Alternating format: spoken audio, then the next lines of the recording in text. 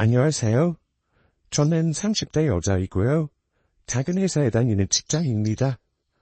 살고 있는 곳은 대구이고요. 결혼은 아직 안 했어요. 결혼도 안 한 사람이 무슨 사연인가 하고 궁금해하시는 분들이 있을 것 같아요. 사실 오늘 들려드릴 사연은 흔한 부부 갈등이나 이혼 같은 얘기는 아닙니다. 저는 어린 시절의 제 결핍을 고백하려고 해요. 이 나이 먹도록 저는 누구에게도 제가 불우한 환경에서 힘들게 살아왔다는 얘기를 자세히 한 적이 없어요. 하지만 익명의 이 공간을 빌려 이렇게나마 꼭 하고 싶은 말이 있어 제 사연을 보냈습니다. 아마 사연을 듣고 계시는 애청자분들의 딸뻘이거나 동생뻘쯤 되겠죠?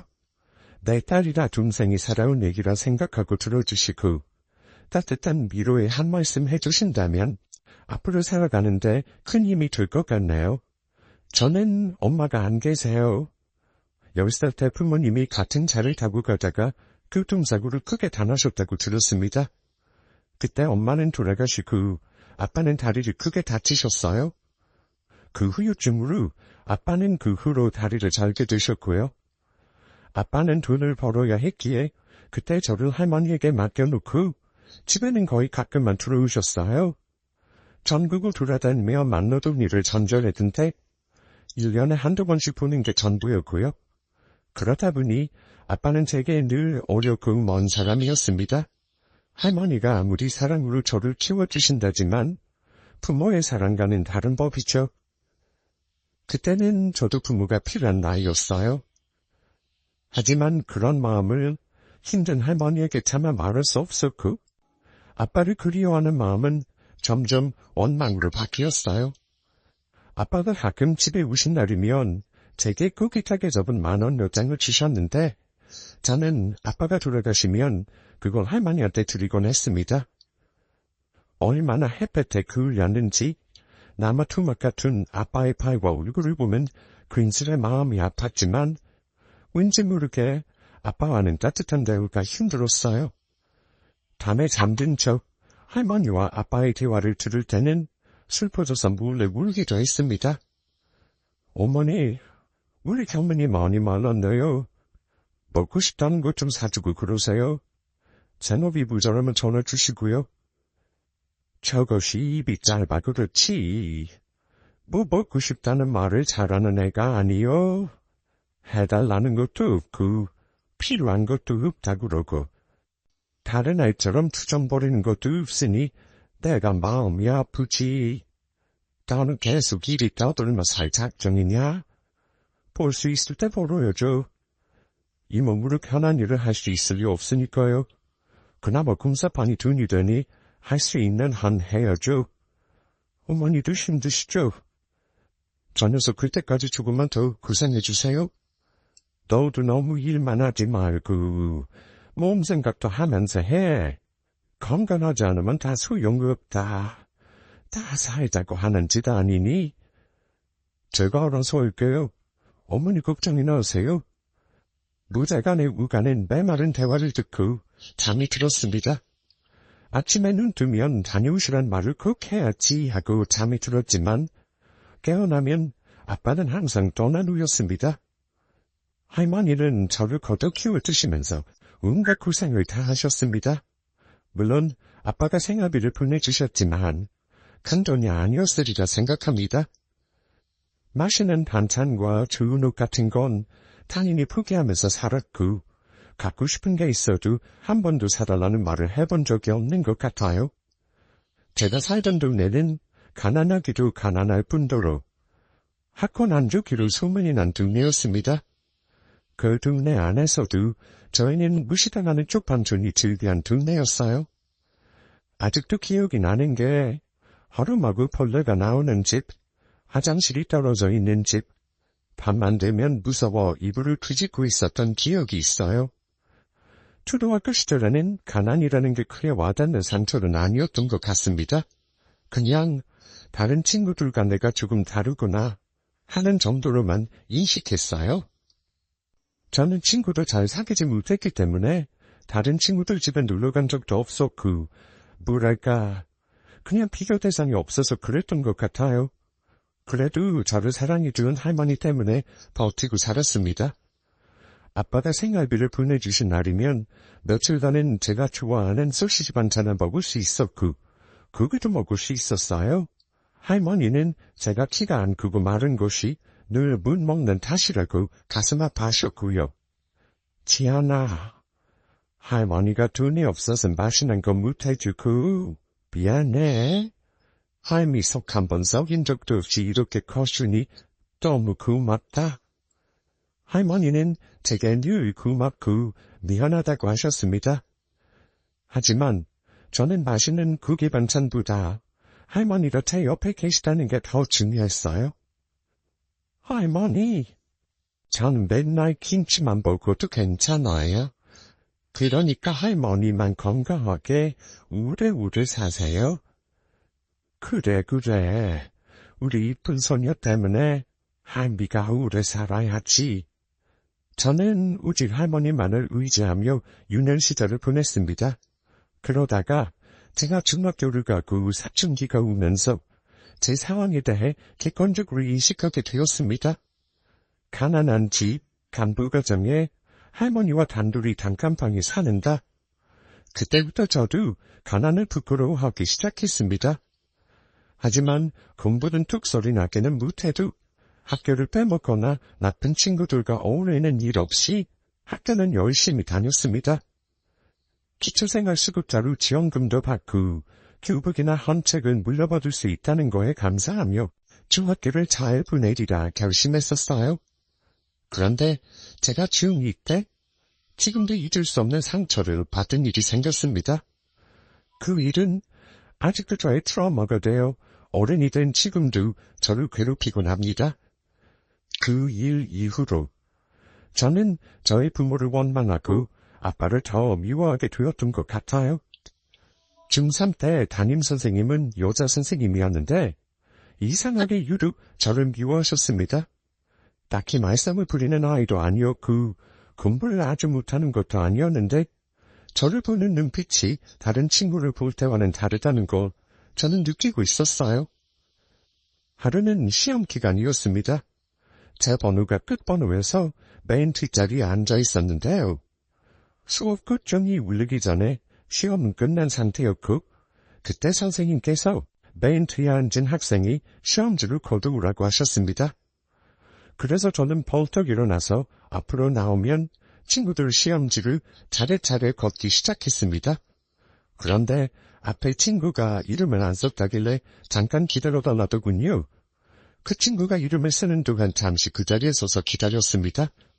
그 옆은 된 친구들은 선생님께 모두 답안을 드린 상태였고 전 마지막으로 앞줄까지 모두 걷고 선생님께 갔습니다. 그런데 제가 답안지를 두 손으로 책상에 올려놓자 갑자기 제 눈앞에서 별이 번쩍하는 겁니다. 바로 선생님이 손으로 제 뺨을 때린 거였어요. 찰썩하는 소리와 함께 뺨이 맞았고 저는 너무 놀라 선생님을 바라봤습니다. 짜증나게 너 뭐하느라 지금 거둬와? 그러면서 제가 거두한 답안지를 제 머리 위로 던지고선 소리를 지르셨습니다. 도무지 제가 뭘 잘못했는지 모르겠더라고요. 제가 가만히 서 있으니 이게 뭐야? 시험지 다시 정리해서 가져와 다 섞였으니까 하며 소리를 지르길래 저는 앉아서 번호대로 시험지를 주우면서 울었습니다. 그랬더니 선생님이 저를 보시고 너 뭐하니? 왜 쳐울어? 꼴도 보기 싫으니까 여기 내려놓고 들어가 하고 후퉁을 치시더라고요. 저는 책상에 엎드려서 그냥 울었습니다. 다음 시간 시험 과목을 풀면서 훌쩍거리며 울었던 기억이 나네요. 아무리 생각해도 제가 잘못한 건 뭔지 납득이 안 갔습니다. 그러다가 문득 든 생각이 내가 가난해서 그렇구나 하는 마음이 들었어요.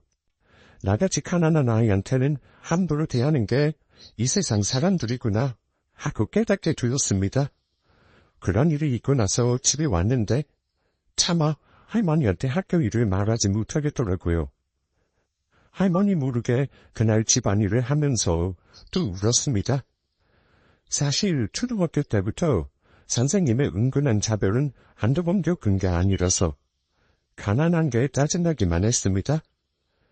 그런데 그날 이후 학교에서 저를 미워하던 선생님은 아무렇지도 않은 듯 수업을 하셨고 한 번은 숙제 안 해온 사람 모두 일어나서 북두로 나가라고 하더군요.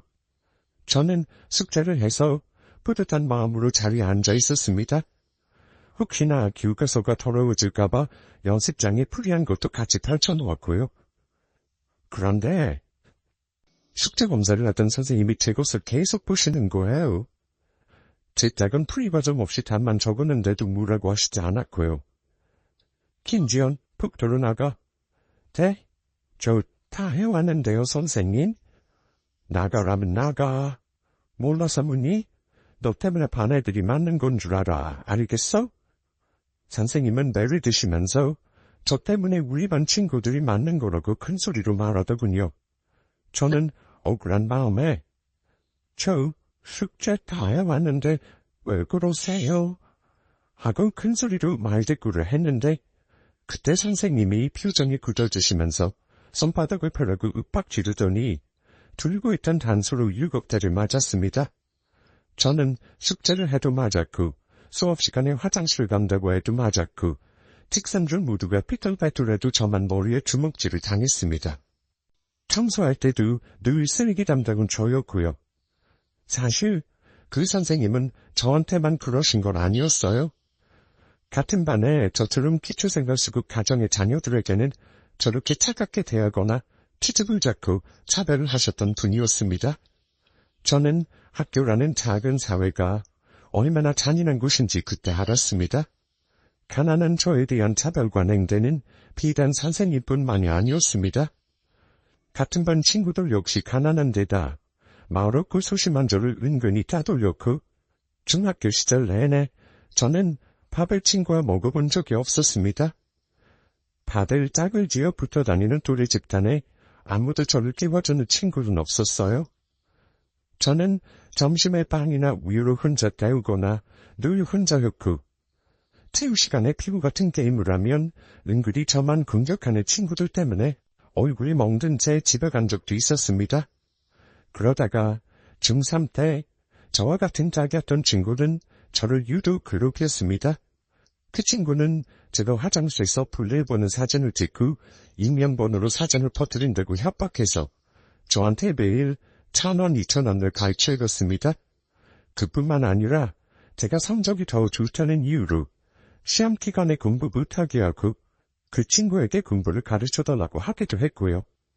제 교과서를 몰래 없애버리거나 수업 시간에도 수업을 제대로 들을 수 없게 선생님 눈을 피해 저를 협박했습니다. 야, 김지연, 너 쪽지 샴푸도 다 가리면 죽을 줄 알아? 너 엉덩이 깐 사진 전교생들이 다 알게 사진 퍼뜨릴 거니까 그렇게 알아?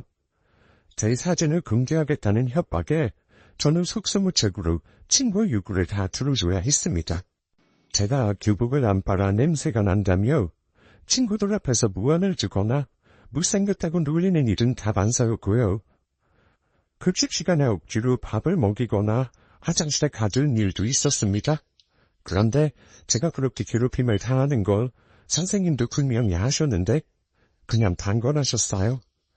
그 당시 교내 상담소에서 상담도 받았는데 그 당시 상담 선생님은 제가 그 친구와 단지 3년에 맞자는 것뿐이라는 말을 하셨고 저는 세상이 무너지는 것 같았습니다.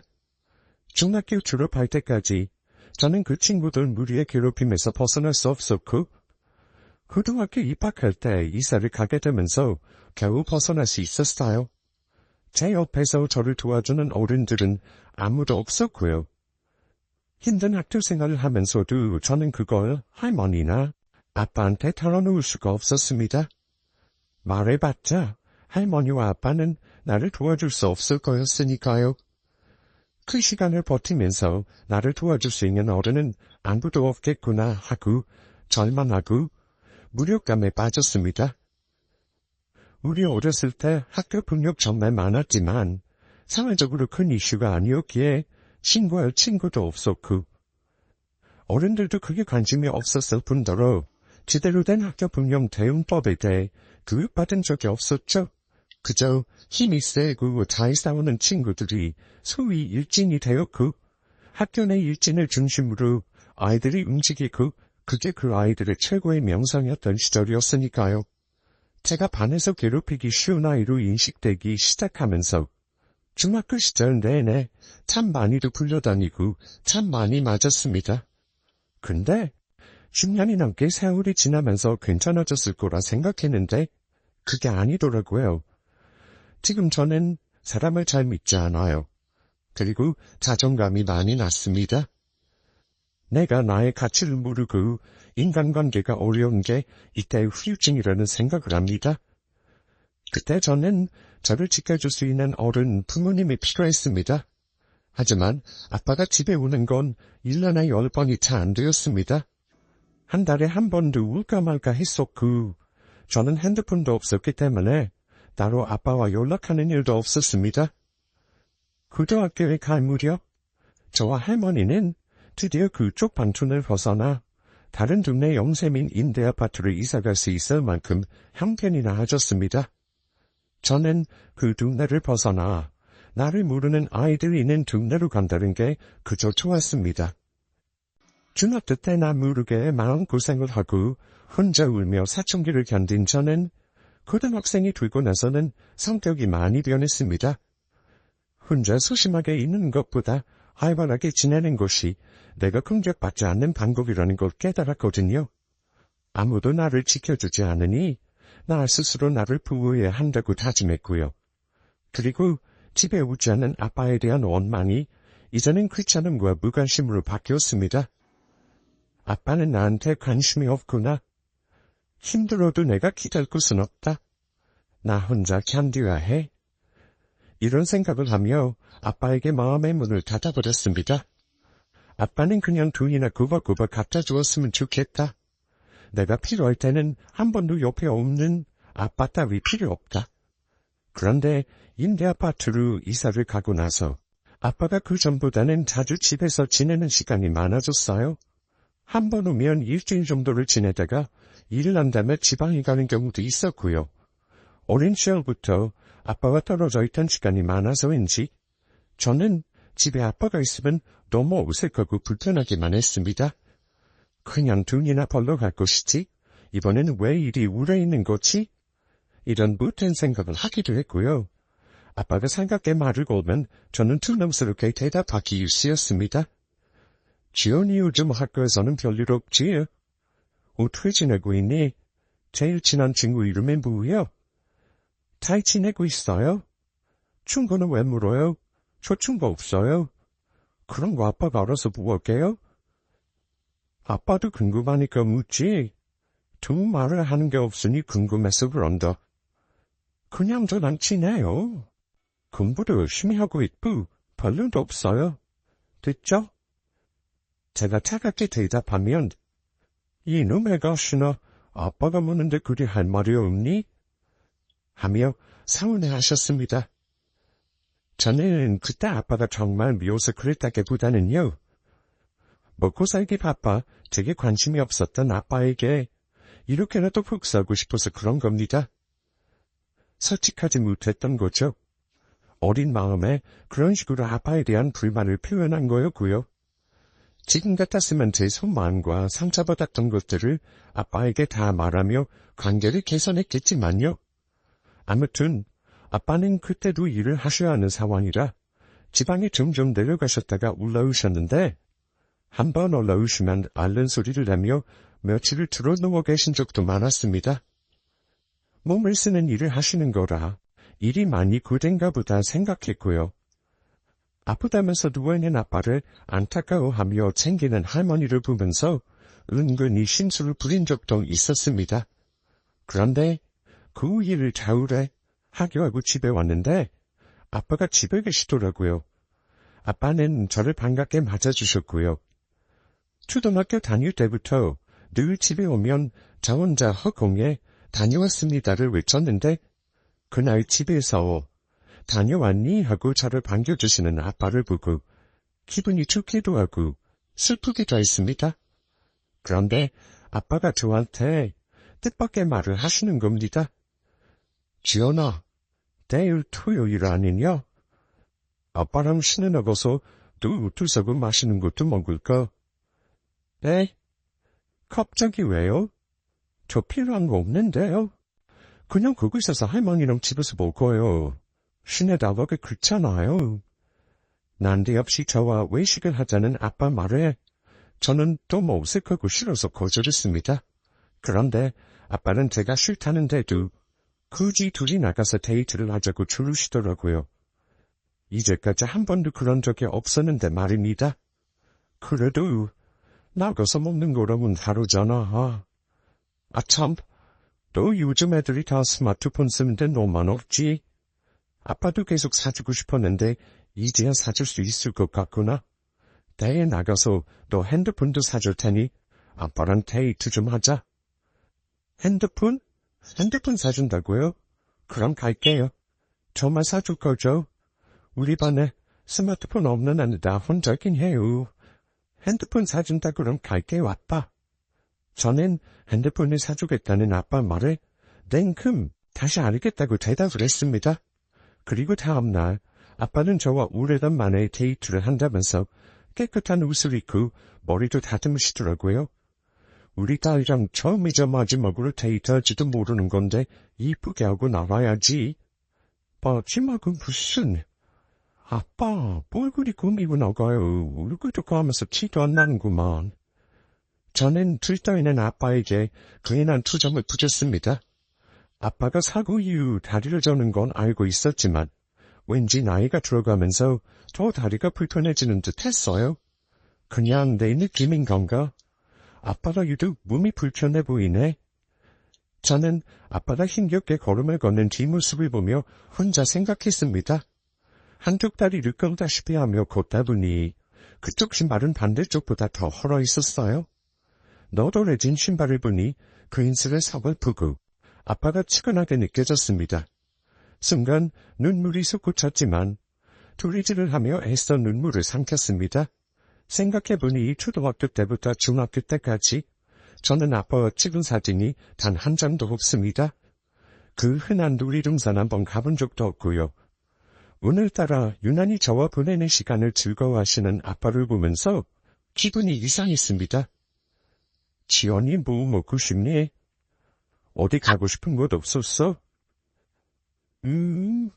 저 패밀리 레스토랑 가보고 싶어요. 한 번도 안 가봤거든요. 그래, 오늘은 너 하고 싶은 대로 하자. 아빠가 그런 좋은 식당 한번 데려가주지도 못했네.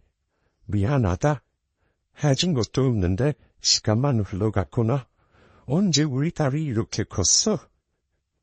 그날따라 안 하던 말까지 하시는 아빠가 왠지 어색하기만 했던 저는 아빠 말에 대꾸도 없이 그냥 멋쩍게 웃기만 했고요.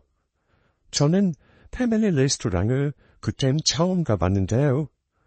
저 또래 친구들은 너무나 자연스럽게 접시를 가지고 먹고 싶은 걸 담아 먹는 모습을 보면서 문화 충격을 받았달까요?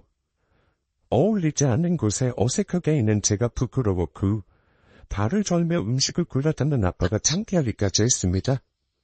다른 사람들에게는 자연스러운 일상이 나한테는 왜 이렇게 어렵고 힘든 걸까요? 저는 눈물을 참고 고역고역 음식을 입에 우겨 넣었습니다. 여러 번을 우가면서 먹성 좋게 먹는 저를 보며 아빠가 많이 좋아하시더라고요. 이렇게 잘 먹는 줄 알았으면 많이 좀 데려올 걸 그랬구나. 뭐가 그리 먹고 살기 바쁘다고 너란 시간을 그렇게 안 보냈는지 모르겠다. 아빠 많이 밉지? 아빠, 오늘 왜 그래? 그런 소리 그만하고 빨리 먹고 핸드폰이나 사러 가요. 근데 아빠는 말도 왜 이리 많이 못 먹어요? 오늘 안 썼던 전부가 다 아빠. 혹시 어디 아파요? 그날따라 파리해 보이는 아빠가 걱정되어 물었지만 아빠는 아무렇지 않다며 웃으셨습니다. 아빠는 배가 많이 안 고파. 너나 많이 먹어라. 너 먹는 것만 봐도 아빠는 배불러. 근데 핸드폰이 그렇게 사고 싶어? 사달라고 말이라도 한 번 하지 그랬어. 한두 푼도 아니고 몇십만 원 하는 걸 어떻게 사달라고 그래. 딱히 연락구태가 있는 것도 아니고 그거 없다고 못 사는 거 아니니까 그런 거지. 그래도 다른 아들은 다 있으니까 갖고 싶긴 했어요. 식사를 마치고 쇼핑몰을 구경하면서 아빠는 제게 옷과 신발도 사주셨습니다. 이렇게 입으니까 그 아가씨 같다. 우리 딸 지금 보니 나보다 엄마를 많이 닮았네. 언제 이렇게 이쁘게 컸어. 이제 시집가도 되겠다. 아가씨는 무슨, 나 우리 반에서 키 제일 작아. 어렸을 때 잘 못 먹고 커서 그렇지 뭐. 기분 좋게 말씀하시는 아빠에게 찬물을 끼얹듯 미운 소리를 해대는 저였습니다. 아빠와 대화를 한 적도 별로 없는데 그날따라 유난히 예쁜 말만 굴러하는 아빠가 너무 어색했어요. 그리고 드디어 핸드폰 대리점에 가서 갖고 싶던 스마트폰도 샀고요. 저는 아빠랑 데이트를 한 것보다 핸드폰을 드디어 샀다는 게 너무 신이 나더라고요. 좋아하는 저를 보며 아빠가 환하게 웃으시는데 그때 문득 아빠가 웃는 걸 처음 본 것 같다는 생각이 들었어요. 그러고 보니 가끔 집에 왔던 아빠는 항상 무표정이었거든요. 제가 잘 지내는지, 먹는 건 잘 먹는지, 할머니와 대화를 하고 저한테 잘 있었냐 묻기도 하셨지만 웃는 얼굴이 기억나지 않았습니다. 핸드폰을 사서 돌아오는데 아빠 표정이 좀 안 좋더라고요. 때가 너무 비싼 걸 사서 그런 건가 싶어 슬쩍 눈치를 살폈습니다. 아빠, 어디 아파요? 언제가 좀 언제인 것 같아요.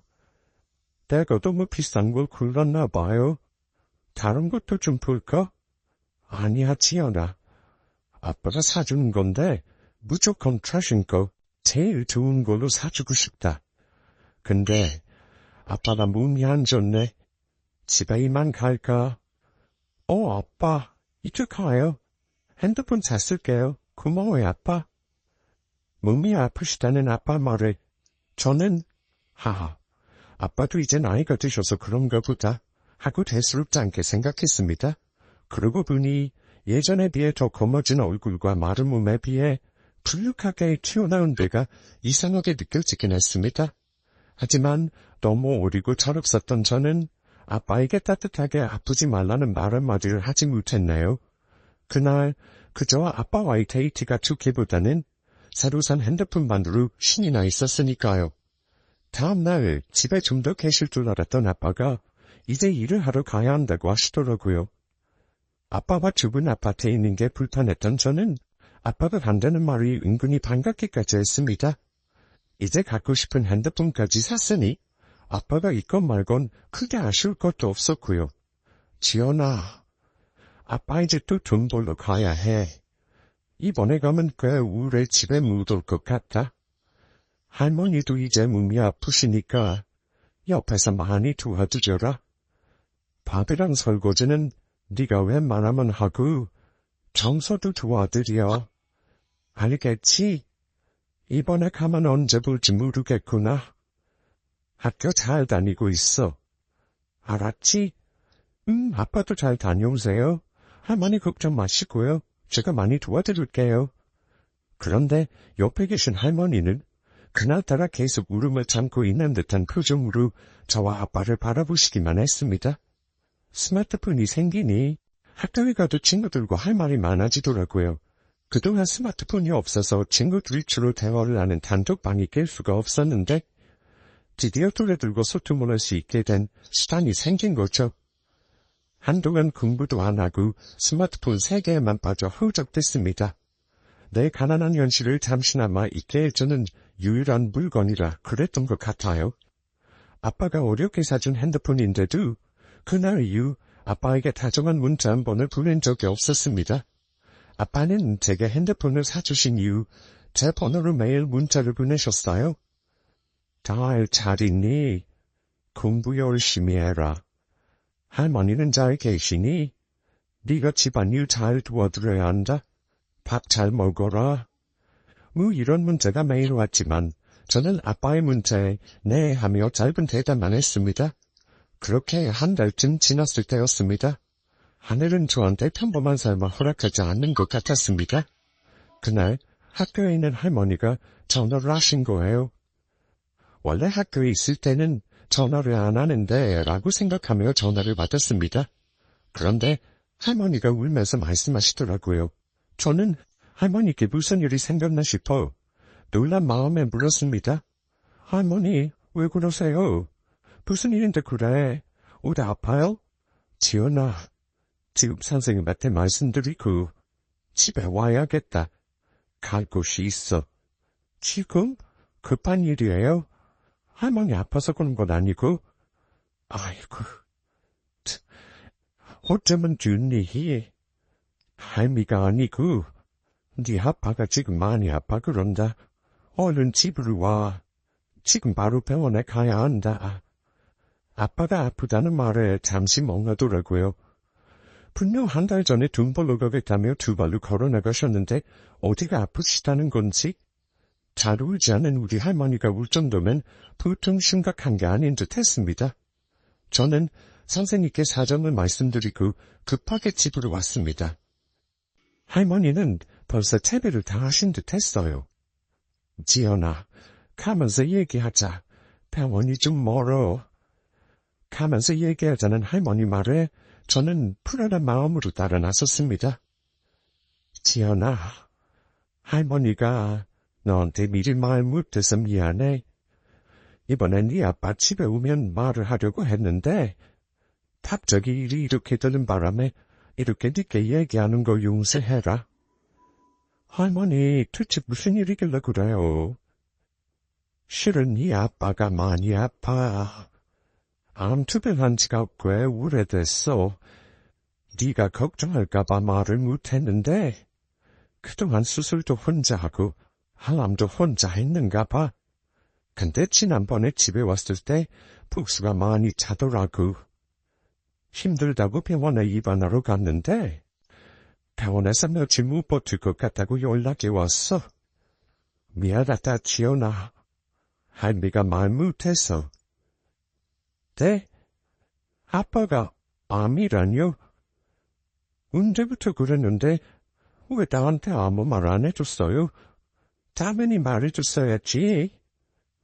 울면서 말하는 저를 보며 할머니도 엉엉 우셨어요. 제 손에 있는 스마트폰을 던져서 부셔버리고 싶었습니다. 니까짓게 뭐라고? 아빠보다 니까짓게 좋다고 나는 아빠한테 다정한 말 한마디 한 번 못했나? 저랬던 제가 너무 미웠습니다. 네 아빠가 너한테 절대 말하지 말라 그래서 말 못했어. 아빠 아픈 거 알면 네가 얼마나 슬퍼하겠냐고. 얼마나 걱정했는지 모른다. 자기가 직접 말하겠다고 하길래 할머니도 말 못한 거야.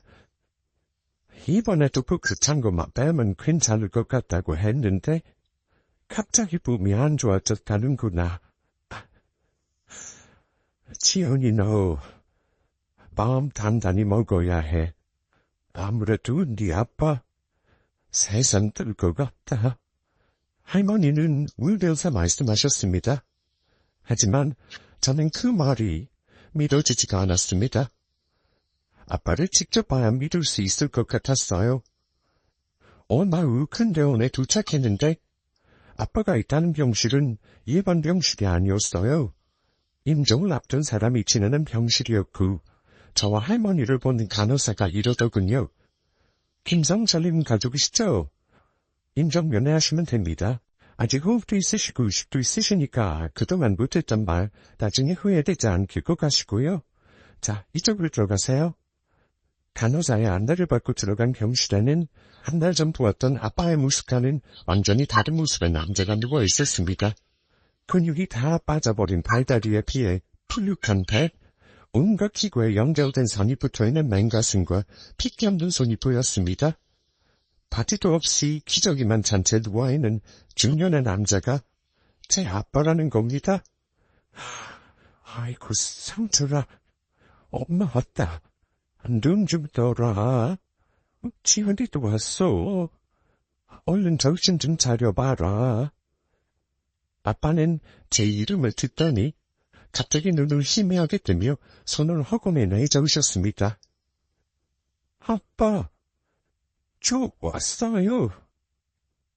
허공에 흔들리는 아빠의 손을 잡으며 말하자 아빠가 고개를 끄덕이면서 미소 지으시더라고요. 호흡기를 차고 계셨지만 힘들게 말을 하셨습니다. 전하, 학교는 어쩌고 왔어. 많이 놀랐지? 아빠가 미리 말 못해서 미안해. 얼른 나와서 건강한 모습으로 집에 가려고 했는데 그러지를 못할 것 같네. 아빠, 많이 밉지? 아빠가 밉냐는 말에 저는 그만 눈물을 터뜨리고 말았습니다. 아빠, 너무 비워. 당연히 밉지. 나한테 아프다고 말도 안 하고 그동안 아빠 얼굴 많이 보고 산 것도 아닌데 왜 이렇게 또 헤어져야 하는 거요? 왜 항상 내가 필요할 때 아빠는 없냐고. 이제 같이 데이트도 자주 할 거라며. 근데 이게 뭐야? 아프고 나니까 그제야 먹고 살기 힘들다면서 비두고 비던 시간이 너무 안타깝지 뭐니.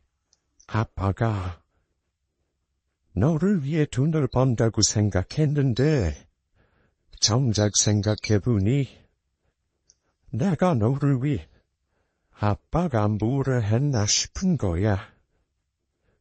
네 얘기도 한번 들어준 적 없고 같이 맛있는 걸 먹은 적도 없고 그래서 지난번에 우리 딸이랑 데이트한 게 아빠는 너무 좋았어. 다음에 또 할 수 있을 줄 알았는데 이제 힘들 것 같구나. 아빠, 그런 소리 하지 마. 다음에 나랑 또 데이트해야지.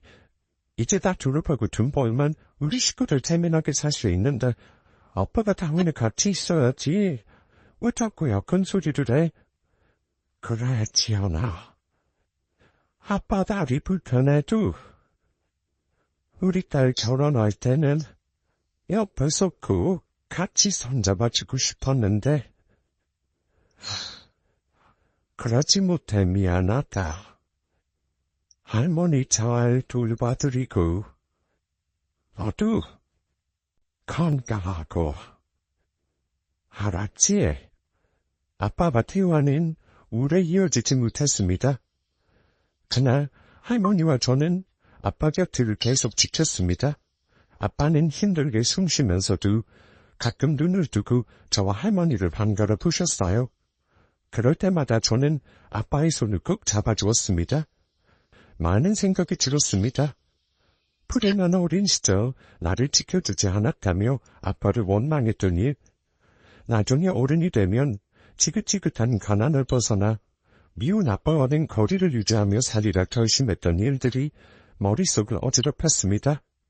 하지만 하나뿐인 아빠의 죽음 앞에서 그런 생각들은 눈녹듯 없어지고 그냥 아빠와 남은 시간을 조금 더 함께하고 싶다는 생각만 들더군요. 상태가 급격히 안 좋아지면서 숨쉬기를 힘들어 하시는데 그때는 그 감은 눈 옆으로 눈물만 흘리시더라고요. 아빠, 그동안 너무 애쓰셨어요. 나 할머니랑 행복하게 살게. 걱정 마. 아빠가 하늘에서 지켜봐줄 거지? 이제 다 내려놓고 간이 하늘나라 가세요. 그동안 많이 아팠을 텐데 딸이 그것도 모르고 투정만 부려서 정말 미안해요. 잘 가, 아빠. 아빠는 결국 그날 밤을 넘기지 못하고 돌아가셨습니다. 온 길에 제 가시지않은 아빠 손을 저는 한참 동안 놓지 못하겠더라고요. 그동안 얼마나 고생하면서 살았는지 말해주는 아빠의 투박한 손과 불편한 다리를 보면서 그제야 저는 울기 시작했습니다. 급하게 장례식장에 빈소를 마련하고 아빠 핸드폰에 있는 지인들과 친척들에게 연락했습니다.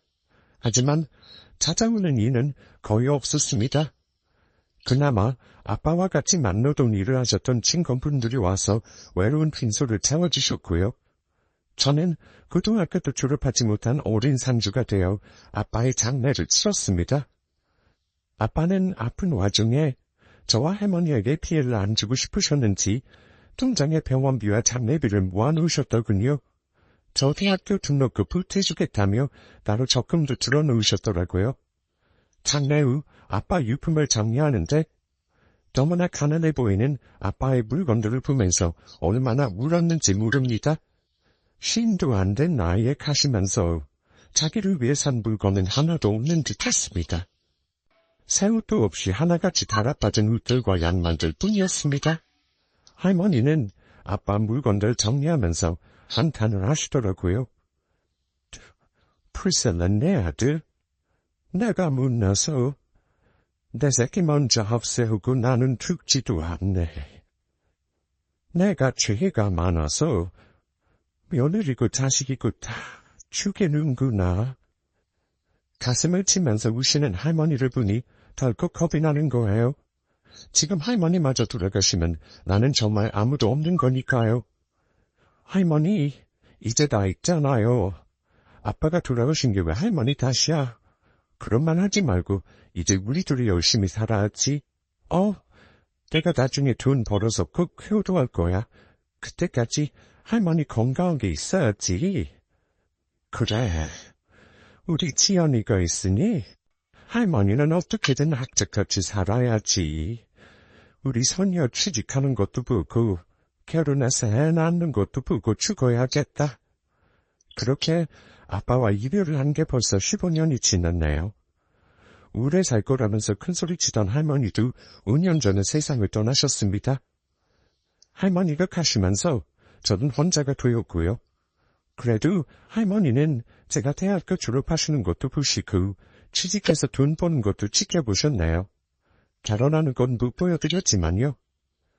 저는 지금 대출이 조금 깨어있는 제 명의의 작은 아파트에서 고양이 2마리와 함께 살고 있어요. 직장 동료들은 제가 이런 아픈 가정사가 있다는 걸 전혀 모릅니다. 겉으로 봐선 평범한 보통의 직장 여성으로 보이니까요.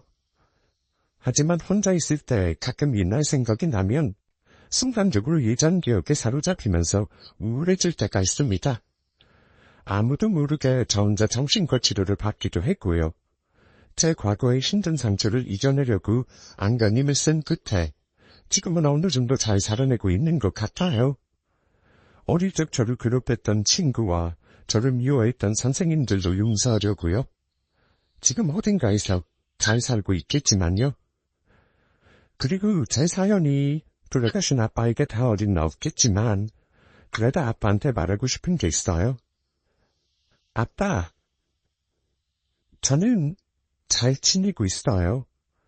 아빠를 원망한 적이 없다고 하면 그건 거짓말이에요.